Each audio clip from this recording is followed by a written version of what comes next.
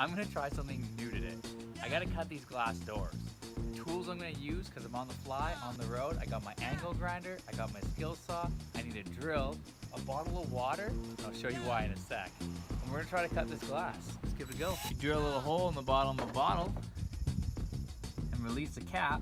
The water will spray out when you close the air off. It's a good way to have a homemade wet saw.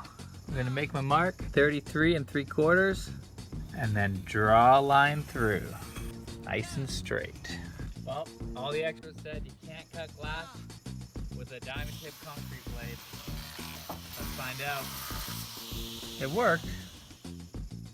Mission completed.